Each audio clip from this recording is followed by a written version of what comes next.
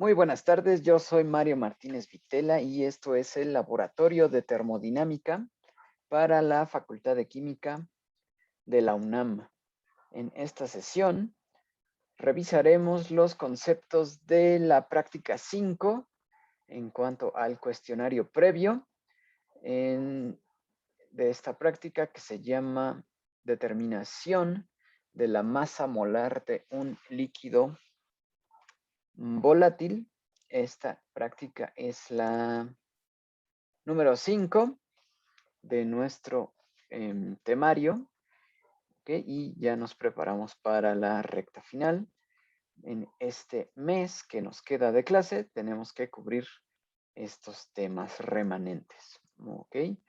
Que están mucho más enfocados a la parte térmica. Y por ahora nos enfocamos entonces a la masa molar de este concepto que es un líquido volátil. ¿Ok? ¿Qué entendemos por un líquido volátil? Bien, es una sustancia con un bajo punto de ebullición con respecto a otras sustancias. Esto es que comienza a evaporar a temperatura ambiente, a la temperatura del cuarto. Esta sustancia comienza a emitir partículas que vienen desde la fase líquida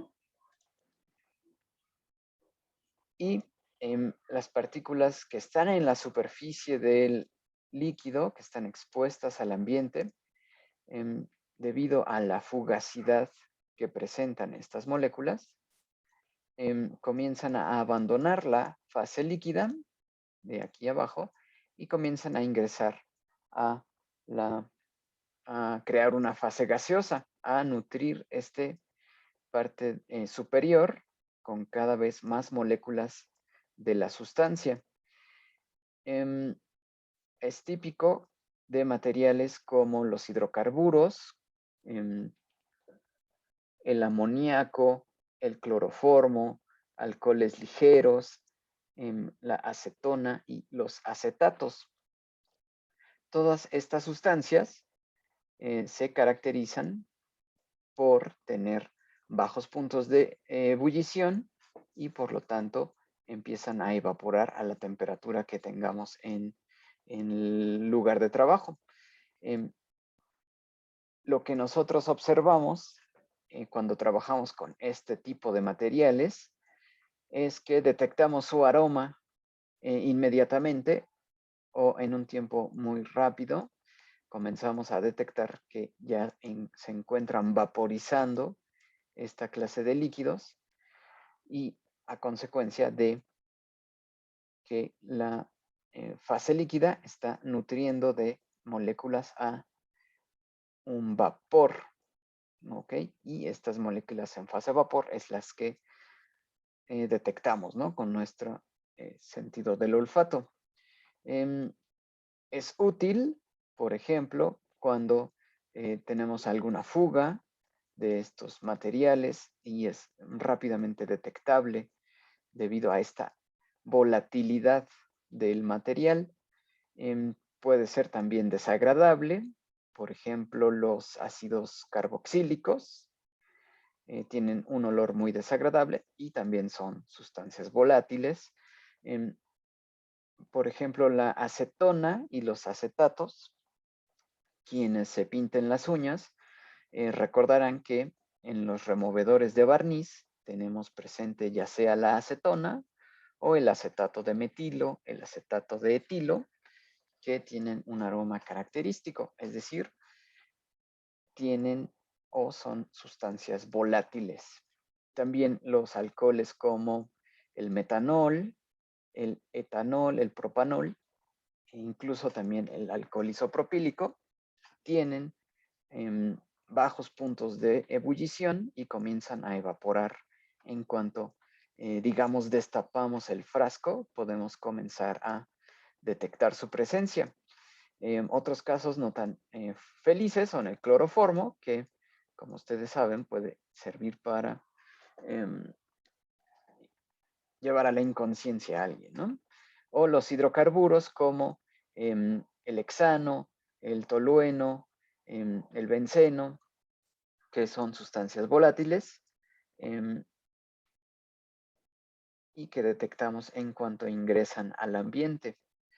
Bien, aquí de este lado derecho tenemos un ejemplo de un sistema, es un matraz de bola que contiene un líquido, el cual está evaporándose, está volatilizando, lo que significa que existe ahora un vapor en equilibrio con la fase líquida que contiene cierta cantidad de esta sustancia volátil y estas moléculas están ejerciendo cierta presión contra las paredes del contenedor, en este caso este matraz de vidrio. Esta presión de este vapor de las moléculas lo definimos como la presión de vapor, ¿de acuerdo? De esta sustancia a esa temperatura. Esta presión de vapor varía con la temperatura. Si aumentamos la temperatura, si ponemos aquí una llama abajo del matraz y comenzamos a aumentar la temperatura, cada vez más moléculas de la fase líquida empiezan a abandonarla y comienzan a ejercer presión ya como fase gaseosa y con lo que aumenta la presión de vapor. ¿De acuerdo?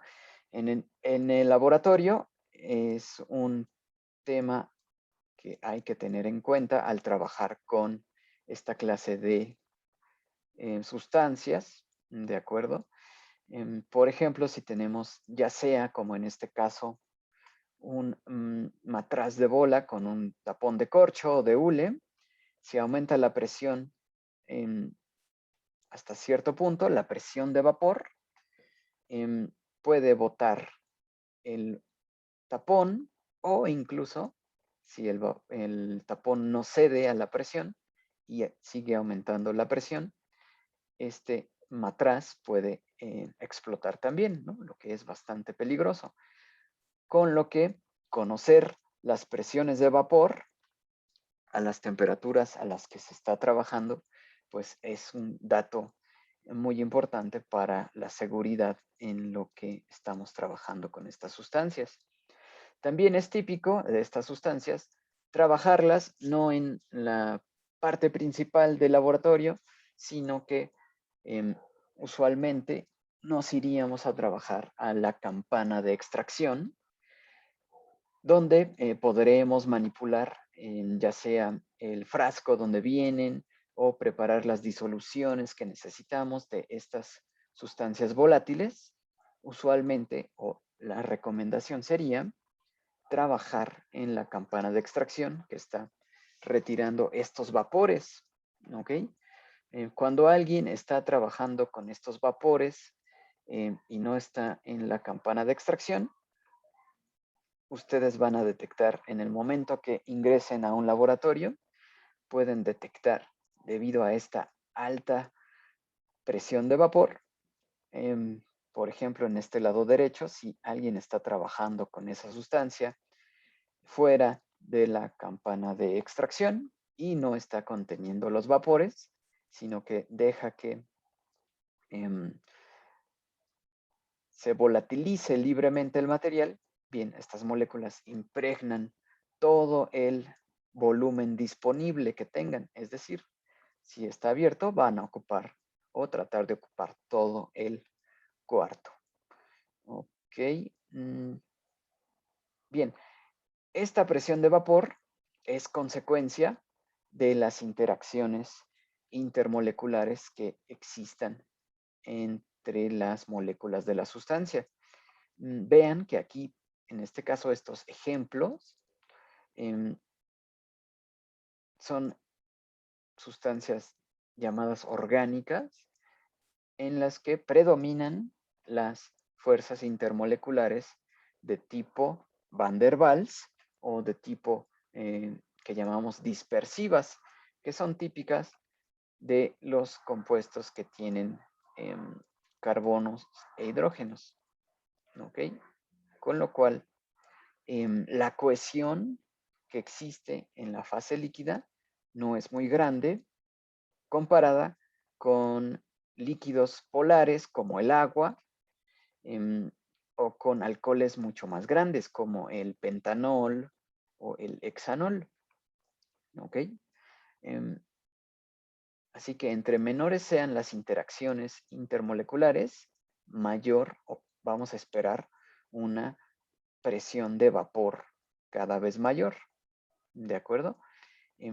Hay distintos métodos para calcular la presión de vapor. Una es directamente adjuntar aquí algún manómetro que nos diga cuál es la presión que está ejerciendo este conjunto de moléculas. En ocasiones eso no es posible, así que existen ecuaciones que nos permiten calcular presiones de vapor para una sustancia con respecto a la temperatura. Por ejemplo, la ecuación de Antoine. No sé si en teoría o en algún otro curso han usado la ecuación de Antoine, pero esta ecuación nos permitiría calcular presiones de vapor para distintas sustancias. ¿De acuerdo?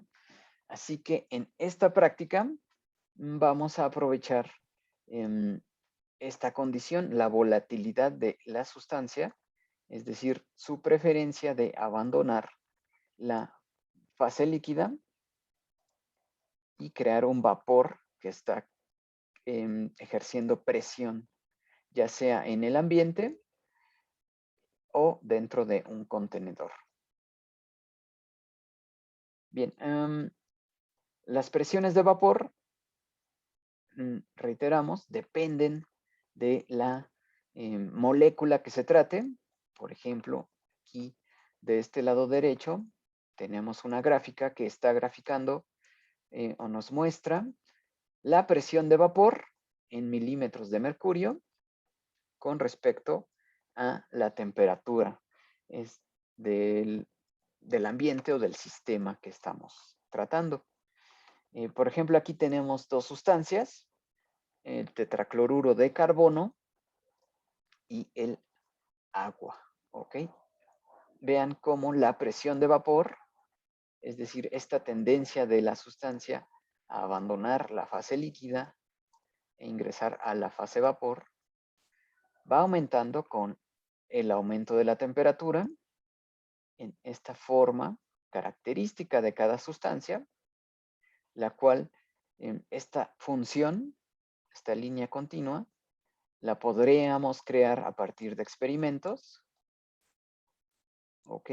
Y a partir de esos experimentos, crear un modelo que nos describa la presión de vapor en cualquier temperatura.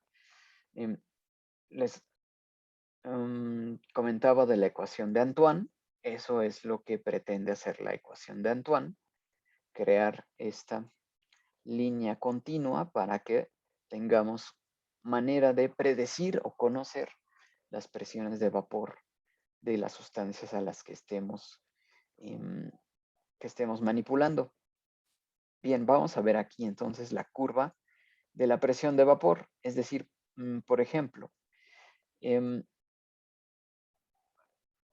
a 25 grados, por ejemplo, para el agua, va a estar evaporando. Es decir, si ustedes en la mañana observan un charco de agua en la calle, en la mañana que estamos como a 12 grados, por ejemplo, y regresan en la tarde, a las 2 o 3 de la tarde, que estaríamos como a 25 grados Celsius, ese charco ya no tiene la misma cantidad de agua en fase líquida, sino que estuvo evaporándose a cierto intervalo o a cierto paso, con lo que el charco que observamos en la mañana a temperaturas frías perdió masa líquida y parte del agua que formaba el charco a mayores temperaturas se vaporiza. ¿Ok? Noten que no estamos en un líquido que está hirviendo, simplemente es un cuerpo de agua que pasó de una temperatura fría a una temperatura más elevada y con eso aumenta la volatilidad de ese líquido. ¿Ok?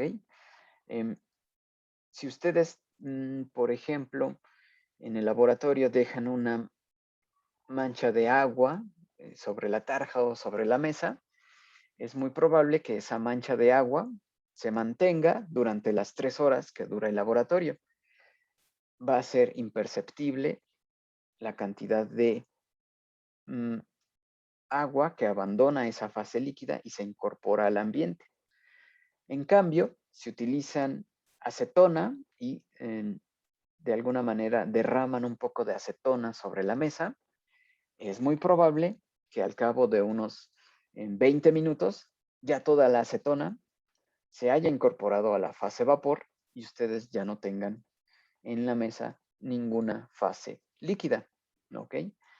Así diríamos que la acetona es un material mucho más volátil que el agua que continúa ahí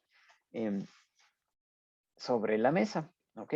Esta tendencia, si vamos aumentando la temperatura, va aumentando la tasa o la rapidez con que evapora ese cuerpo de agua. Y vean que llegamos a un punto característico en esta línea de presiones de vapor. Llegamos a un punto característico al final de ella, bueno, a este punto, que es 100 grados Celsius. ¿Ok? A los 100 grados Celsius, la presión de vapor alcanzaría una atmósfera de presión o la presión atmosférica, ¿de acuerdo? Y es en ese punto donde tenemos la temperatura de ebullición, ¿ok? Es decir, hay una presión de vapor tal que se alcanza la presión atmosférica y esa presión nos define cuál es la temperatura de ebullición, ¿de acuerdo? Para la otra sustancia que tenemos aquí, el tetracloruro de carbono, vean que el punto de ebullición se alcanza a una menor temperatura, alrededor de 78 grados Celsius.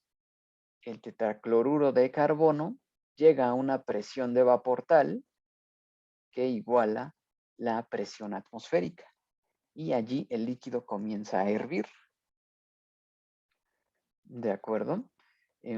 Podríamos tener una sustancia mucho más volátil, por ejemplo, una que pase por aquí.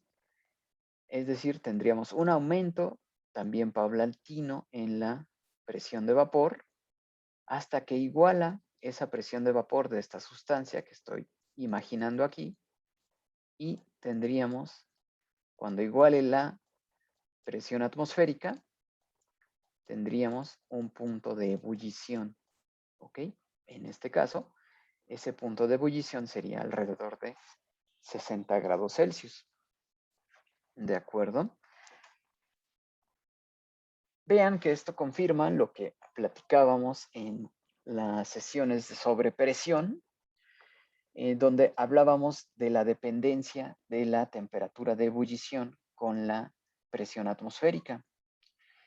Vean, platicábamos que el punto de ebullición depende de la presión atmosférica. ¿De qué forma? Voy a dibujar una línea que va a ser una línea recta perfecta, por supuesto. Es decir, voy a dibujar una isobara. ¿Ok? Y voy a decir que esta línea azul representa ahora la presión atmosférica, por ejemplo, de la Ciudad de México o de la ciudad universitaria, que es menor que la presión que tenemos al nivel del mar. ¿Ok? Alrededor de 585 milímetros de mercurio es la presión atmosférica en ciudad universitaria. Así vean que la línea de presiones de vapor del agua, ¿okay?, intersecta a esta isobara a una menor temperatura, ¿ok? Es decir, a la presión atmosférica de Ciudad Universitaria, el líquido, el agua, comenzaría a hervir a una menor temperatura. ¿De acuerdo? En este caso es alrededor de 93 grados Celsius. ¿Ok? Estas gráficas de la presión de vapor nos permiten ver muy claramente dónde está ubicado el punto de ebullición y cómo le afecta la presión atmosférica. De igual forma, para los otros líquidos, a presión atmosférica tendríamos menores temperaturas de ebullición. En el caso del tetracloruro, podría ser que esté a 70 grados. Y para este líquido X, que imaginamos que su punto de ebullición a presión de una atmósfera es de 60 grados, tal vez en Ciudad Universitaria esté alrededor de 55 grados Celsius. ¿De acuerdo? Bien, de estos tres líquidos, el que tendríamos que tener más cuidado en que no bote el tapón o explote el matraz, pues es esta línea que imaginamos, ¿no? Que alcanza presiones de vapor más grandes a las mismas temperaturas. Vean, por ejemplo, a 50 grados, esta sería la presión que ejerce dentro de un recipiente el agua, menos de 200 milímetros de mercurio. A esos mismos 50 grados Celsius, el tetracloruro ya está por encima de los 200 milímetros de mercurio y esta sustancia X, que podríamos decir es un hidrocarburo como el propano o el butano, ya está casi por encima de los 400 milímetros de mercurio. Así que esta sustancia debemos tomar atención a qué temperatura está el ambiente para que no reviente el contenedor.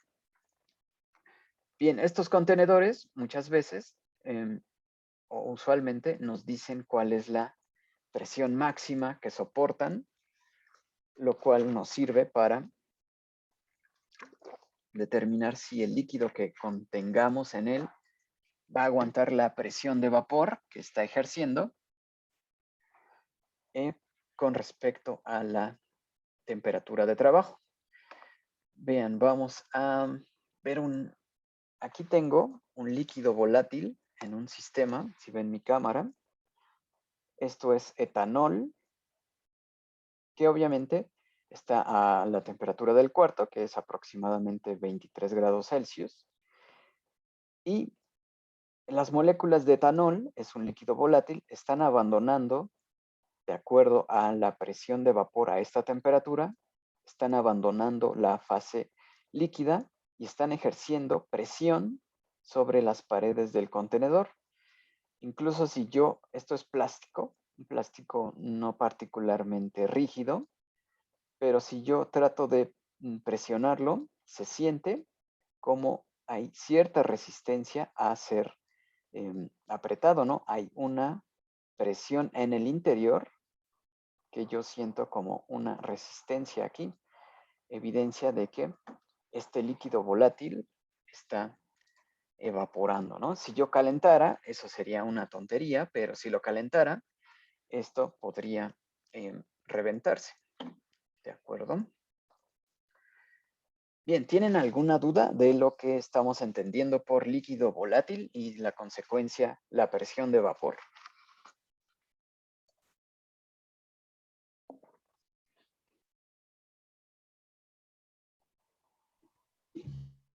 No, profe, todo bien. Muy bien. ¿Ya habían usado el concepto de presión de vapor en teoría, por ejemplo?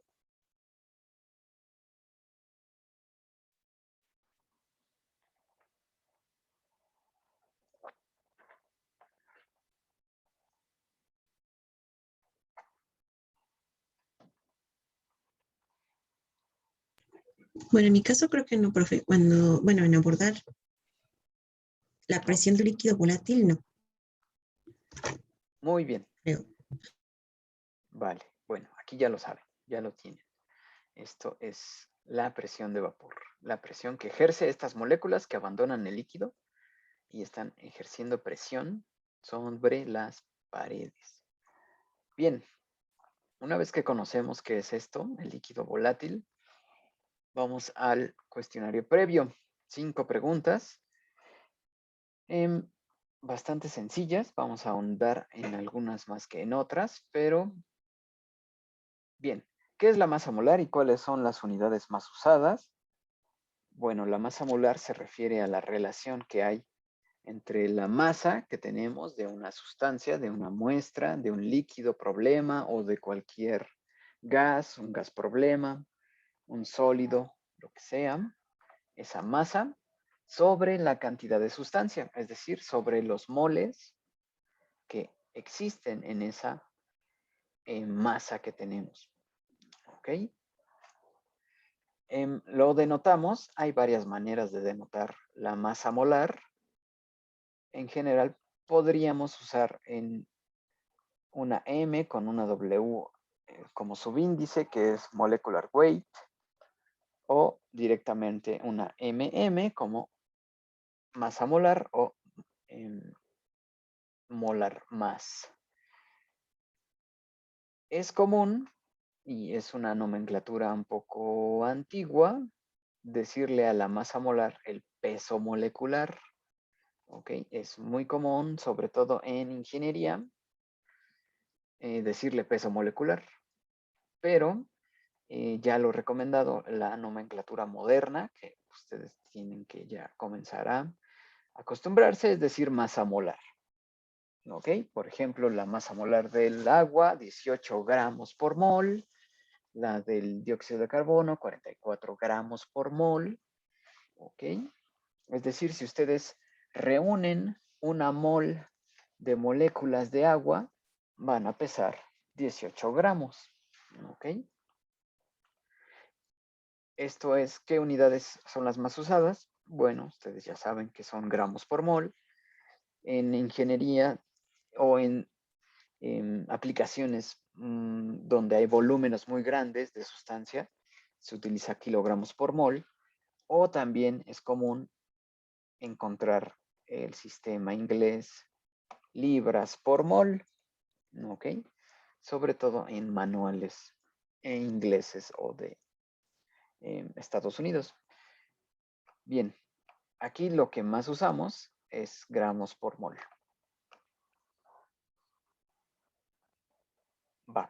Bien, para determinar la masa molar en esta práctica vamos a suponer que se encuentra en estado gaseoso y que se encuentra como un gas ideal. ¿Ok? ¿Por qué es esto? Bien, vamos a utilizar la consecuencia de la ecuación del gas ideal en cuanto a que el producto presión-volumen de la sustancia I, que está volatilizándose, es igual al número de moles de I A por R y por la temperatura de trabajo. Pero de acuerdo a la definición de masa molar, que es masa por unidad de mol, podemos despejar los moles de esa definición de la masa molar y decir que el número de moles de esta sustancia que está volatilizándose es igual a la masa de I entre la masa molar de esta sustancia. Así que podemos sustituir en la ecuación del gas ideal y tener esta ecuación que ya está en función de una masa, algo que podemos medir en una balanza o estimar a partir de una densidad, y nos relaciona al... o sea, mi cabeza me traiciona y quiero decir peso molecular. Y podemos tener la masa molar de esta sustancia que está volatilizándose. Y por último, podemos encontrar esta masa molar, ¿no? Si conocemos la masa que se volatilizó por el producto RT, por la presión que ejerció la presión que está ejerciendo esta masa sobre el contenedor que podamos construir por el volumen de todo el contenedor. De esa manera, esta ecuación nos permitiría encontrar la masa molar de una sustancia. Hay distintas maneras de aprovechar esta ecuación. Por ejemplo, el llamado método de Meyer, que está en la pregunta 3, que es investigar las técnicas de Meyer y Renault. Bien. La técnica de Meyer es tener una masa conocida de un líquido problema y la masa se volatiliza, es decir, abandona la fase líquida y se incorpora a la fase vapor o crea una fase vaporizada. Y después medimos el volumen que desplazó este nuevo vapor, ¿ok? Este vapor que se formó a partir de esta sustancia, desplaza al aire en el sistema y medimos, ¿ok? Y ese volumen va a ser lo que se sustituya en la ecuación del gas ideal. ¿Ok? Ese es un método, el método de Meyer. Después el método de Renault es más directo, es tener mediante un matraz determinar directamente la densidad del gas, es decir, aprovechar que la densidad es igual a masa sobre volumen. Necesitamos un volumen conocido en el matraz y a partir de eso, pesando el matraz con la muestra, podríamos determinar la densidad y con ello la masa molar. ¿Ok?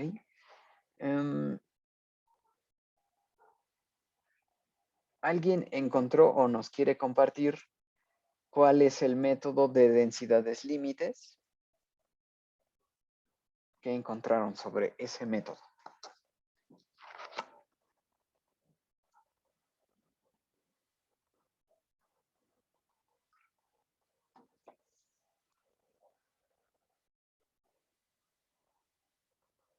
Bueno, yo encontré un poco de información y explica que, como se dice en su nombre, limita las divergencias sobre el comportamiento ideal de una mezcla de gases, afirmando que cuando la presión de un gas real tiende a cero, la ecuación de gas ideal es válida para cualquier tipo de moléculas.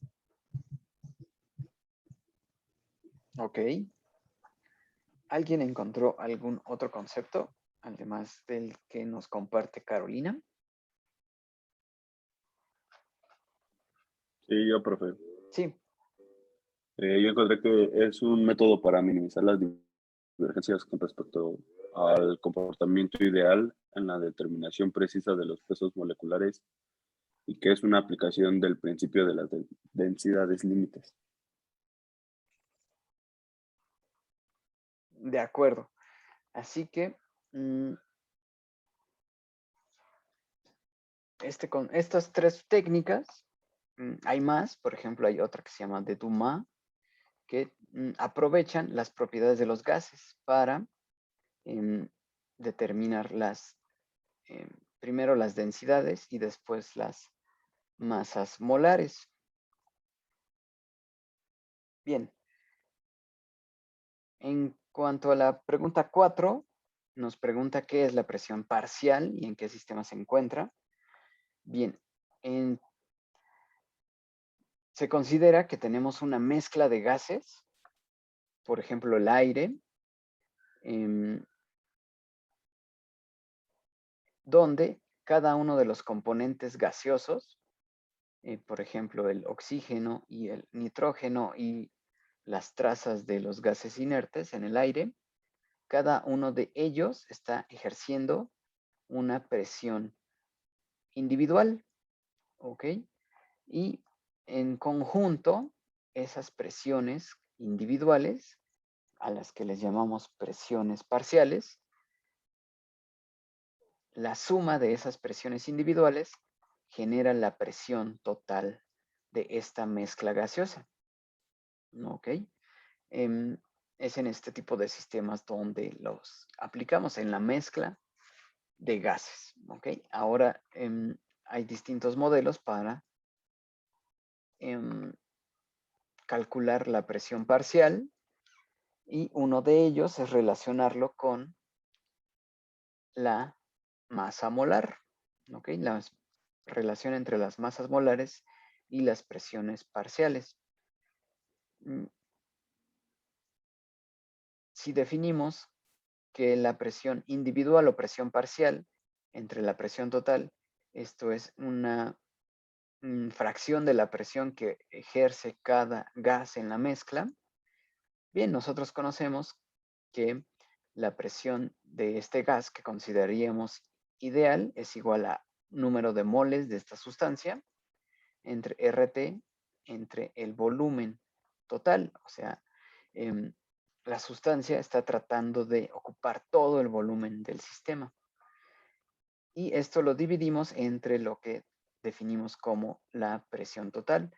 El número de moles totales, todos los moles que consisten o que crean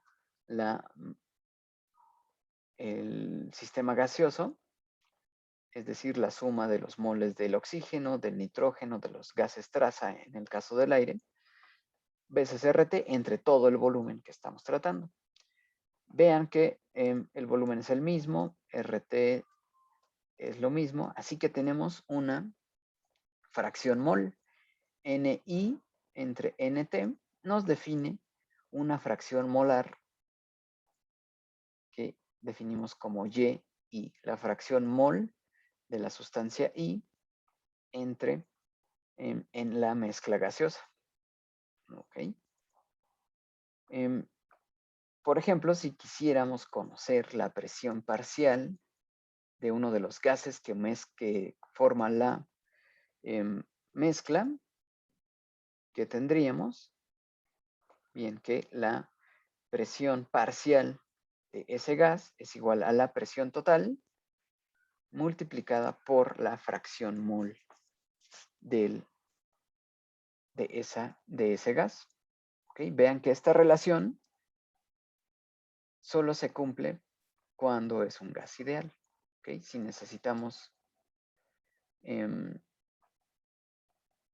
salir del caso ideal, necesitamos mejorar esta aproximación. En ese caso usaríamos fugacidades, por ejemplo. Coeficientes de fugacidad que corrijan esta fracción molar. Por ahora nos quedamos con el caso de la mezcla gaseosa ideal. Bien, vamos a hacer ahora un ejercicio de manera individual para que practiquemos estos conceptos. ¿Ok? Vamos a hacer unos cálculos con unos datos. ¿De acuerdo? Bien, en un aparato de Victor Meyer se evapora 0.1 gramos de un hidrocarburo puro, con lo que se desplazaron 27 mililitros de aire medidos en una bureta de mercurio a una temperatura de 26.1 grados Celsius y hay una presión de 0.9776 atmósferas de presión. ¿Ok? ¿Cuál es la masa molar del hidrocarburo? Revisamos la ecuación de trabajo. La masa molar sería igual a la masa del hidrocarburo que se está evaporando veces RT entre la presión, que en este caso son 0.9776, por el volumen que se desplazó, que en este caso son 27 mililitros de aire. ¿Ok? Así que simplemente vamos a sustituir los valores del problema y obtendremos una masa molar. ¿De acuerdo? Así que en cuanto tengan ese dato, comentamos el resultado y vemos qué hidrocarburo podría estarse tratando, ¿no? Vamos a hacer algunas suposiciones para tratar de saber qué hidrocarburo se volatilizó en este equipo. Ok, recuerden que todas las unidades deben ser consistentes. Si dejamos la masa en gramos, bueno, la masa molar va a estar en gramos por mol, lo cual es correcto. La temperatura debe estar en la temperatura absoluta, no en grados Celsius. La presión nos están dando en atmósferas y el volumen debería estar en litros, ¿ok? Para que podamos usar la R como 0.082 atmósferas litro sobre mol Kelvin. ¿De acuerdo?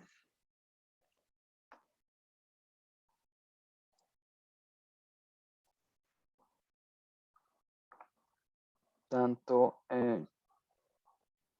Francisco, Joltik, Jacqueline, Eisel ya tienen resultados. Vamos a ver la sustitución en un momento.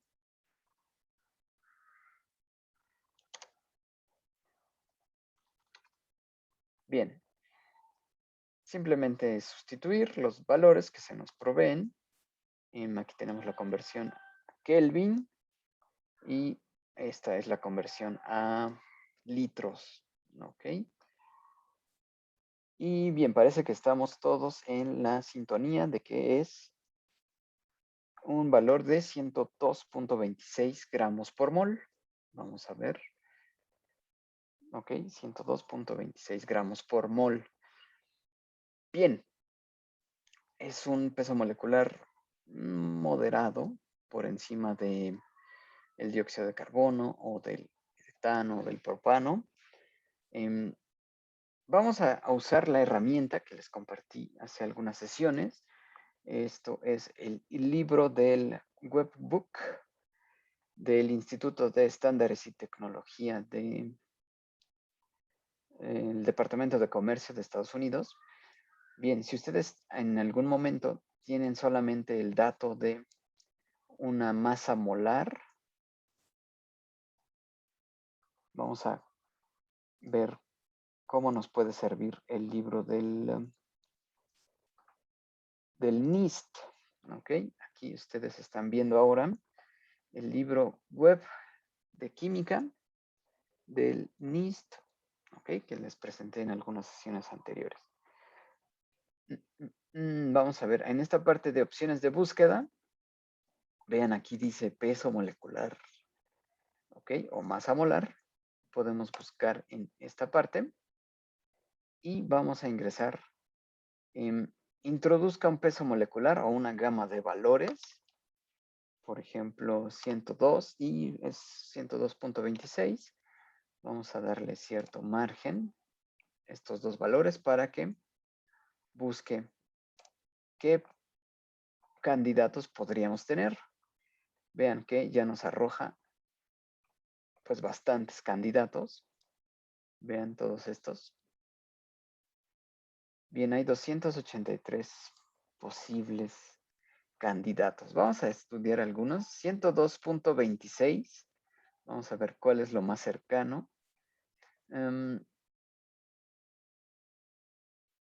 1,2-dimetil N-ciclopentano. Ok. Es decir, vean que aquí ya se pasa a moléculas un poco más grandes. Yo diría que estamos entre hidrocarburos que tienen alrededor de 5 a 6, por ejemplo, el 1-butanol con una sustitución de 2-etilo, podría ser uno de estos pentanoles, también con una sustitución de metilo, es decir, estamos ante un hidrocarburo que al parecer está alrededor de 6 carbonos, ¿ok? Podría ser un isómero del hexano, ¿De acuerdo? Necesitaríamos alguna otra información. Vean que aquí un 2-hexanol también podría ser. ¿De acuerdo? Que es, yo diría que el candidato pues más posible. Las otras moléculas son un poco más complicadas, ¿no? Este es mucho más común, el 2-hexanol o incluso el 3-hexanol.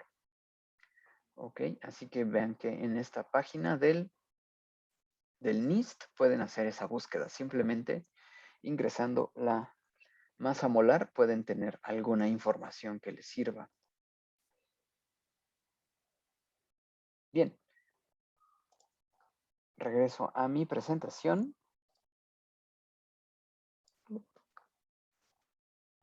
Ok. Bien, ahora vamos a ver un esquema del método de Meyer. Vean que esta clase de sistemas contiene un matraz de bola al cual hacemos ingresar cierta masa de una muestra problema, la cual tiene conectada un termómetro, ¿ok? Y está conectada con dos extensiones de vidrio.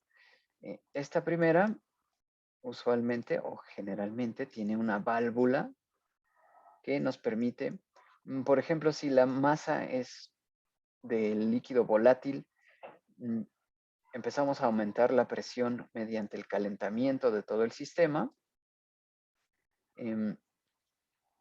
Ustedes ahora saben que esa presión va a empezar a aumentar, ¿ok? Y la temperatura también va a empezar a aumentar. Con una válvula de este lado podemos liberar la presión y que se libere el gas formado, ¿no?, dentro del matraz.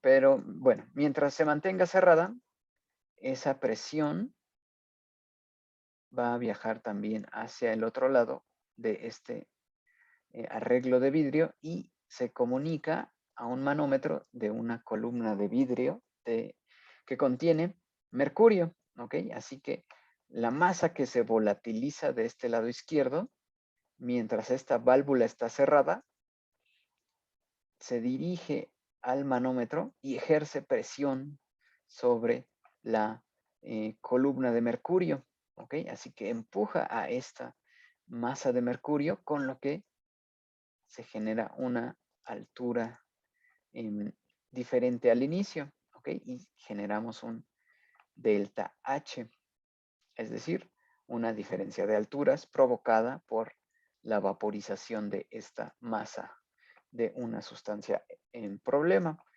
El manómetro, vean que entonces tiene una llamada columna abierta. Vean que esto está al ambiente. Y del otro lado es la columna cerrada, que se comunica con la presión dentro del matraz, la cual solo puede liberarse a través de esta válvula, o si no, va a estar ejerciendo esa presión. Entre mayor sea la temperatura y mayor sea la masa que ingresemos al sistema, bueno, va a ser mayor la presión que ejerza esas moléculas de vapor que ahora tenemos ejerciendo presión sobre esta molécula de mercurio. ¿Ok? Bien, este enlace es un video que realizaron en el Departamento de Físico-Química, donde se realiza esta práctica, ¿ok? Se realiza la inyección de una muestra problema y se hace el tratamiento de datos, ¿ok? Mediante esta metodología que está en este video, se obtuvieron una serie de datos, los cuales están en esta hoja de Excel, que vamos a ver en un momento, con los cuales podemos calcular la masa molar de la sustancia que se hizo en este experimento. Bien, vamos a ver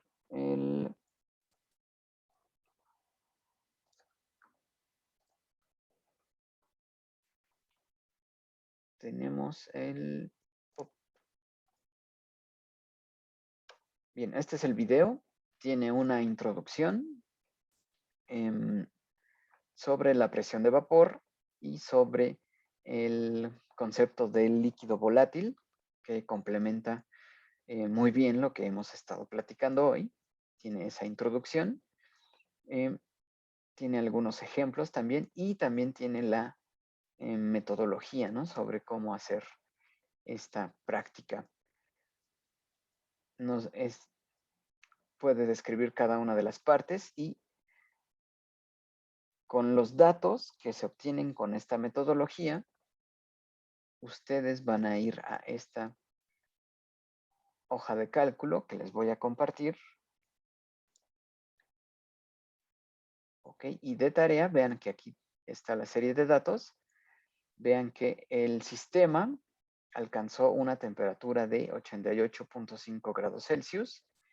La presión atmosférica es de la ciudad universitaria, 586 milímetros de mercurio.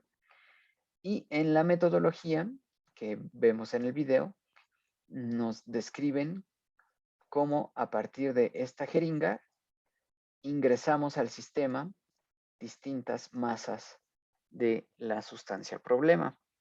¿Ok? Es decir, pesamos la masa con el líquido cargado y también la pesamos una vez que se descargó la jeringa en el matraz. ¿Ok? Si restamos la masa inicial de la masa final, vamos a obtener la masa del líquido que estamos ingresando. ¿Ok? Bien, aquí también les describe cómo usar los datos para determinar el volumen dentro del matraz de bola. ¿Ok? Eso lo tienen que consultar en el video, cómo usar estos datos para obtener el volumen que hay en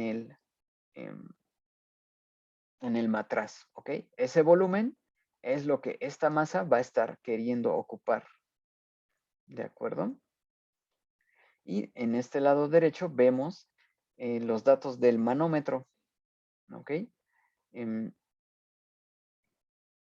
Aquí tienen que también especificar de acuerdo a lo que se explica en el video, cómo usar estos datos. Vean que hay que calcular una delta H de acuerdo a las diferencias en altura de las columnas del manómetro. ¿Okay? Una vez que tienen el delta H,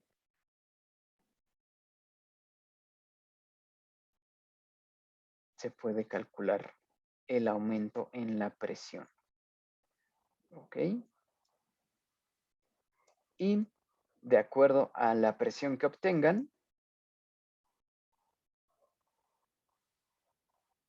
pueden discernir si la sustancia problema se trataba de acetona o de cloroformo.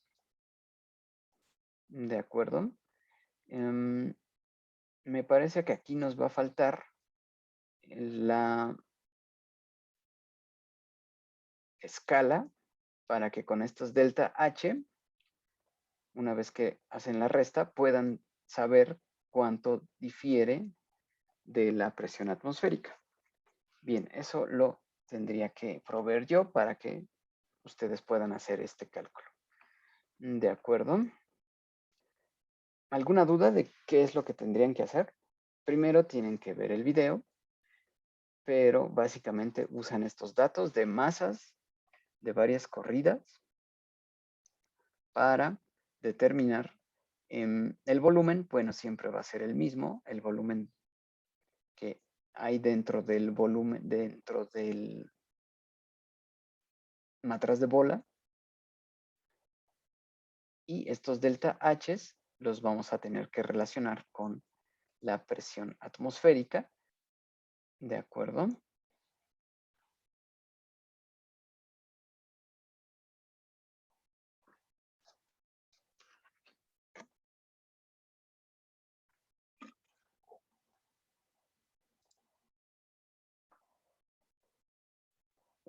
Sí, este cálculo también lo pueden hacer como usualmente lo hacen, si es individual o si es en parejas. Pero bueno, lo voy a subir a Edmodo para que allí suban la respuesta. Es decir, ustedes crean su propia hoja de Excel, hacen allí los cálculos y los subirían a Edmodo, anotando quienes trabajaron en la hoja de Excel y tienen que encontrar la masa molar de la sustancia problema. Ok. Y con ello determinar si se trata de acetona o cloroformo.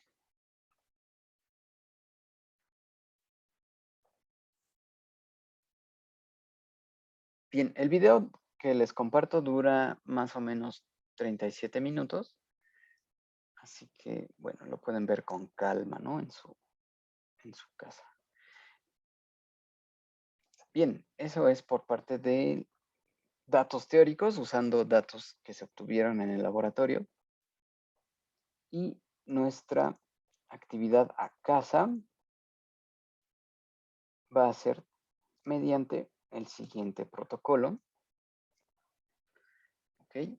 Bien, vamos a calcular la masa molar de un líquido volátil mediante un cambio de volumen.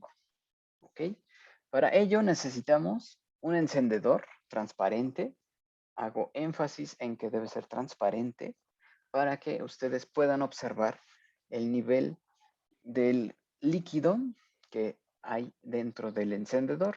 ¿Ok? Por ejemplo, los encendedores Bic, que son toda una carcasa de un solo color, no nos servirían, sino que tenemos que buscar un encendedor transparente. Bien, nuestra vieja conocida, una olla mediana. Aquí ustedes saben que pueden modificar de acuerdo a lo que ustedes observan, de acuerdo al tamaño que requieran. Y ese tamaño depende del vaso de vidrio que consigan. Debe ser aproximadamente de 300 mililitros. Y también debemos usar una regla graduada. Bien.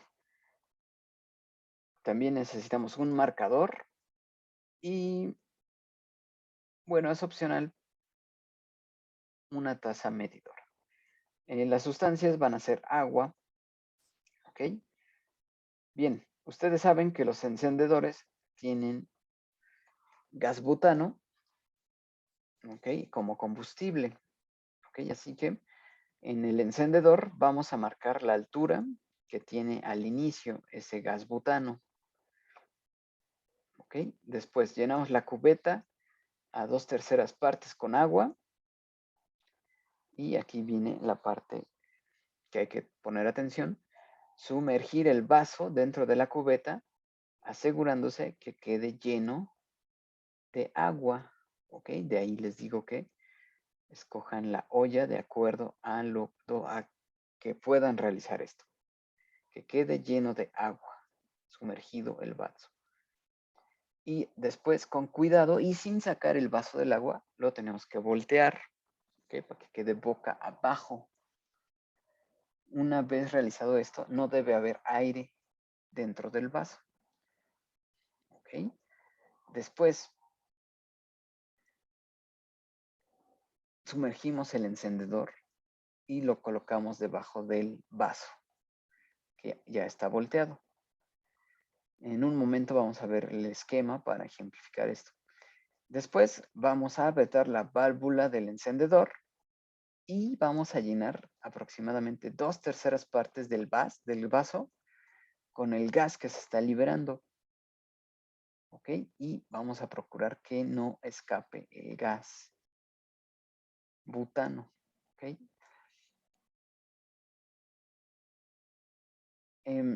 Una vez agregado suficiente gas, retiramos el encendedor y con cuidado elevamos el vaso que estaba volteado hasta que la altura del agua adentro y fuera del mismo sean las mismas. ¿Ok? Con ello marcamos la altura a donde llega el agua. Es decir, necesitamos saber cuánto volumen ingresamos de gas butano al vaso. ¿Ok? Lo pueden hacer de dos maneras. Quitar el vaso de la cubeta y vaciarlo. Vean que aquí tenemos el gas butano, el cual es inflamable. Así que hay que extremar precauciones. Si pueden hacerlo en un lugar donde no haya trapos, donde no haya aceite de cocina, donde no estén cerca de otras fuentes de calor, es lo más recomendable, porque puede dar su cierto chispazo, ¿ok? Si tienen mala suerte y poco cuidado, ¿ok? Lo más sencillo es que se libere y ya, ¿no? Bien, volteamos el vaso y lo llenamos de agua hasta la marca que pusimos en el paso número 7. Y con ello vaciamos el agua en la taza medidora y registramos el volumen. También podemos usar una jeringa para ver cuánto volumen retiramos, ¿no? La jeringa que usamos en la sesión pasada podría servir para esto. O más sencillo es también con la regla medir la altura que medimos en el paso 7 y medir el diámetro del vaso y con esos datos calcular el volumen generado. Vean, lo más importante de este paso 8 es obtener el volumen que ingresamos al vaso. Bien, ahora necesitamos conocer la masa de este gas, con lo cual vamos a usar la densidad del butano, que es 0.573 gramos por mililitro. Ok, una vez que tenemos el volumen, podemos despejar la masa con el dato de la densidad. Y ahora con la ecuación del gas ideal que vimos en las diapositivas de hoy, el producto presión-volumen es igual a la masa entre la masa molar por RT, donde la presión es la presión en la Ciudad de México. Búscala en internet o ustedes ya saben que es 586 milímetros de mercurio. Volumen medido en el experimento y la masa que calculamos en el paso 9. La temperatura es la temperatura a la que hagan el experimento y R va a ser la constante universal de los gases. Con ello van a obtener una masa molar. ¿De acuerdo? Y comparamos, ¿no? Buscan o calculan la masa molar del butano y calculan y comparan con el valor esperado. Y como siempre, documenten todo con fotos y video o video. ¿Ok? Vean, aquí está el esquema que necesitamos. Nuestro volumen de agua dentro de la olla. Y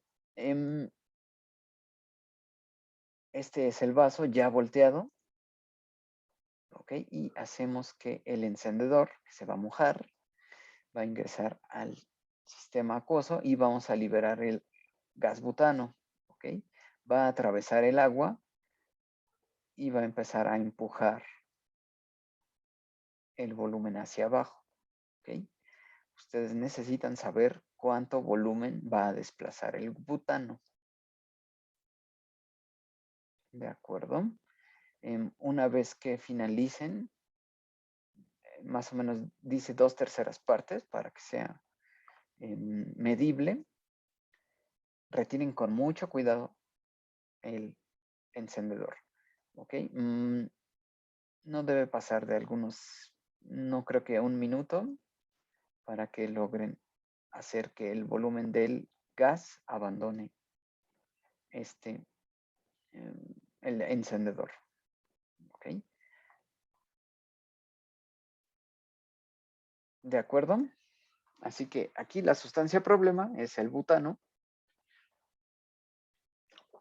Y lo que tenemos que encontrar es el volumen que desplaza en este sistema para poder calcular la masa molar y compararla con el valor teórico. ¿De acuerdo?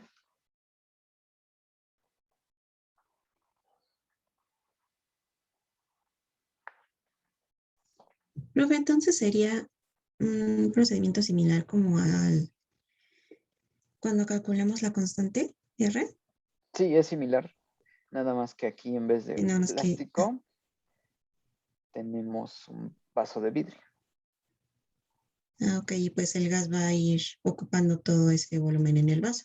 Exactamente, sí. Ah, Tenemos ok. que saber cuánto volumen del vaso. Para ello es el marcador, ¿no? Para marcar hasta dónde va a llegar la altura del agua. Ah, ok, ya entendí. Vale. Gracias. Bien.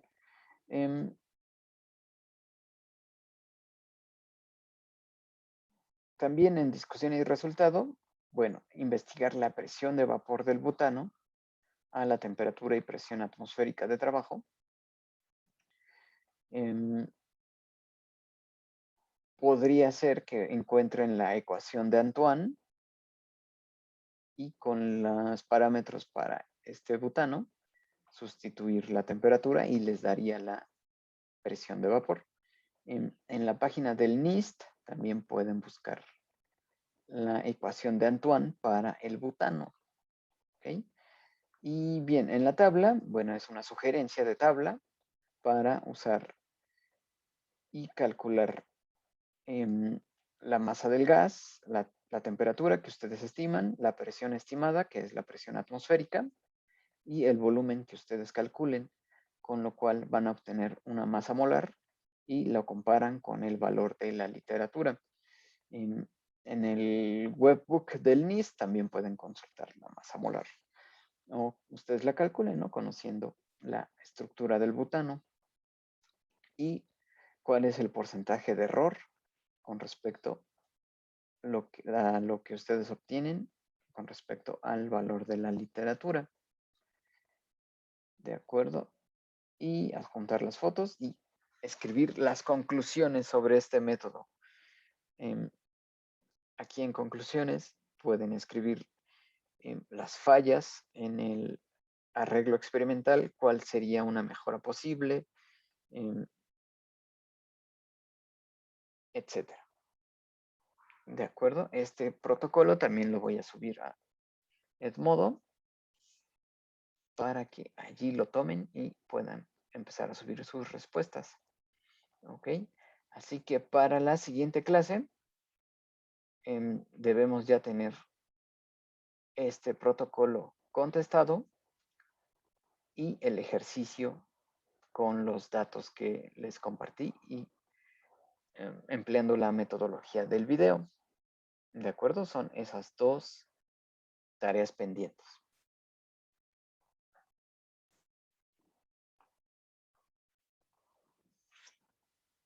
¿De acuerdo?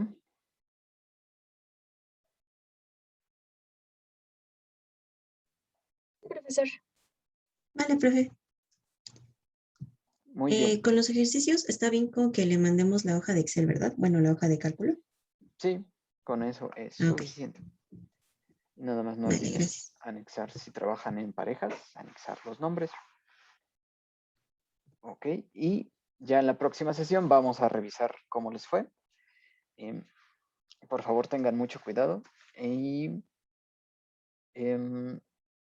la próxima sesión les voy a dejar el cuestionario de la siguiente práctica, que es capacidad térmica. ¿Ok? Porque como ven, ya estamos en noviembre y alguien no dio una sesión, así que vamos un poco justos de tiempo. Pero yo creo que sí vamos a terminar el temario. ¿De acuerdo? Ok, profe, muchas gracias. Vale, profe. Muy bien. Nos vemos entonces el próximo jueves. Que tengan buen fin y que acaben pronto sus pendientes.